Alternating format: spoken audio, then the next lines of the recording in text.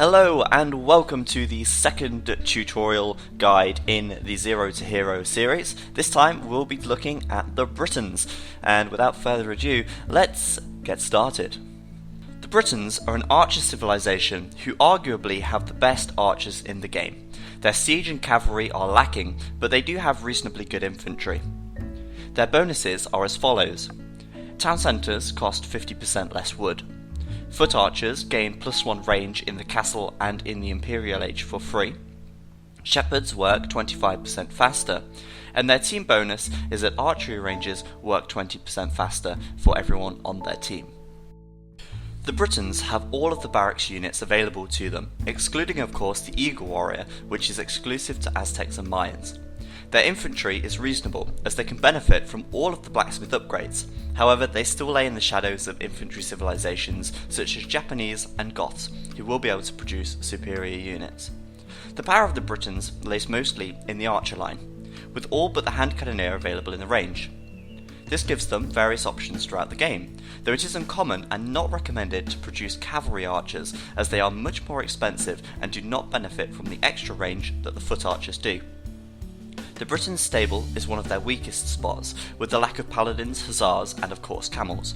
Their cavalry line will be useful in the early castle age, but with the lack of bloodlines, the Britons' cavalry are rarely a good investment for the longer game. We will talk more about cavalry a little later on. The Britons also lack heavy siege, with siege onager, ram, and heavy scorpion all unavailable. But with fully upgraded longbowmen and trebuchets, the Britons can still cope well with the lack of heavy siege equipment. Of course, mangonels can always make an appearance in the Castle Age when fighting other archer armies.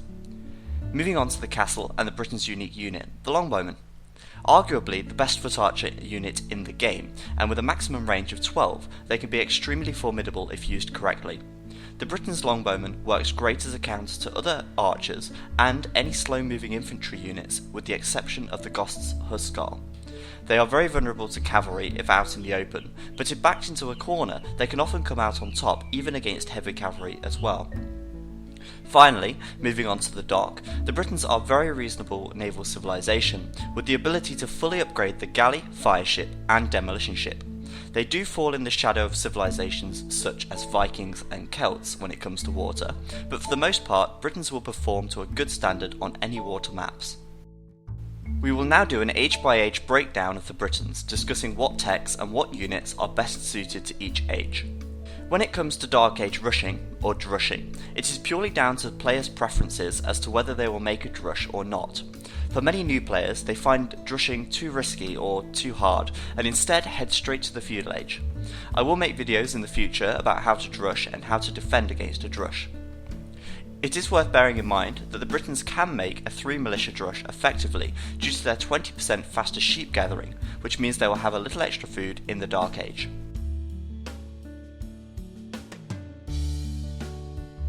In the Feudal Age, the preferable choice for Britons is to make archers. The Britons' range bonus doesn't apply to archers in the Feudal Age, but the archers that are remaining in the Castle Age will benefit straight away.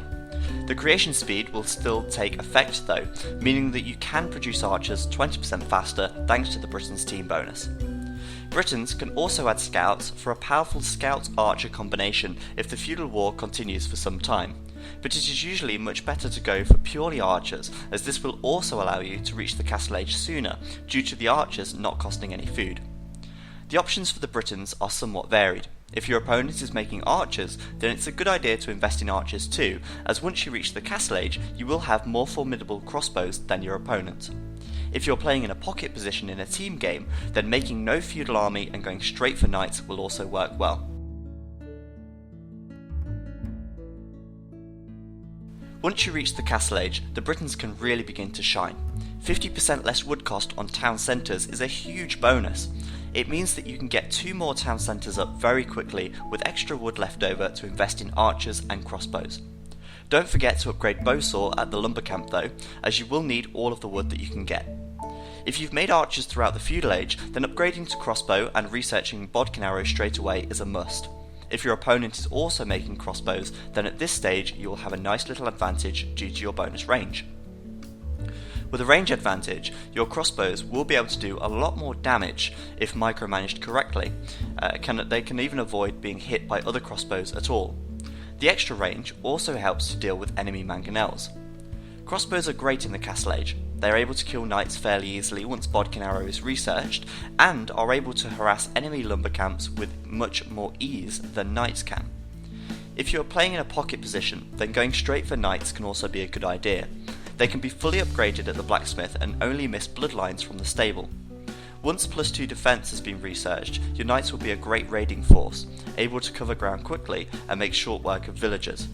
You can also use their speed to help your flank players defend their bases. As far as longbowmen go, it's not likely that they will be made until the late Castle Age or even Imperial, if at all. As with most unique units, they're very situational, and due to them requiring a castle to be made, are often not seen as much as pure crossbows and arbalests.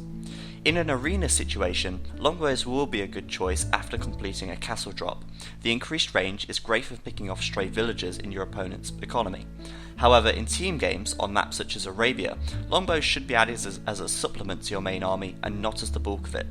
The reason for this is that an army that is produced at the castle is harder to replenish than one that is built in the standard military buildings. Moving into the Imperial Age, the Briton player should have a great economy. The cheaper town centres can allow them to add in a fourth for very little extra cost, which will help to strengthen their economy further. As with all civilizations, make sure you get your economy upgrades in the right areas first. If you're making mainly archers, upgrade your wood and gold gathering capabilities as soon as you can. The Britons start to lose some of their momentum once they reach the Imperial Age. Their cavalry start to fall off very rapidly due to having no bloodlines or paladin upgrades available, but during the early Imperial Age it can be worthwhile to upgrade to cavalier if you've got some knights left over from the Castle Age. If you've mainly focused on archers so far, which is the most likely situation, then upgrading bracer and arbalest are crucial. This can also be the opportunity to start pumping out more longbows too. With the unique tech Yeoman available at the castle, you can give an extra +1 range on top of the +2 that you've received with both the castle and Imperial upgrades. Combine that with bracer from the blacksmith and your archers have an incredible +6 range. It can be very difficult for players to get anywhere near you if you've massed longbows at this stage. One way to counter this as another civilization would be to garrison elite skirmishers inside of your rams to get them within firing range. Trebuchets, arbalest, longbows and some support from light cavalry can be a great combination. Using your light cavalry to focus down any siege and your archers to protect your trebuchets, you can flatten many buildings in minutes. One weakness to this would be fully upgraded heavy cavalry or huskarls. In the case of heavy cavalry, you can add in halberdiers in front of your archers, and in the case of huskarls, you can create champions from the barracks to help counter them. One tip I have for any player is to keep scouting your opponents and find out what they intend to do. Use your knowledge of their civilizations and combine that with what buildings they're making and what resources they're gathering. Best predict what they're going to make. Britons are very versatile and can perform well on a lot of maps. They can perform well on water, and on closed maps they can hold choke points extremely well due to their superior range. The Britons will likely struggle on more open maps, where raiding cavalry can become a problem. Make sure to wall up well if you are likely to be raided, and always try and keep the high ground to give your archers an attack bonus.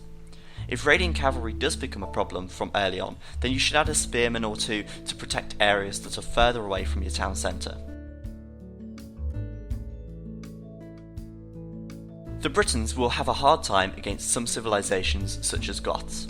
The Huskarl is a powerful anti-archer unit and has some extremely high pierce armour. If against a Goth player, it would be advisable to make champions to counter the Huskarls.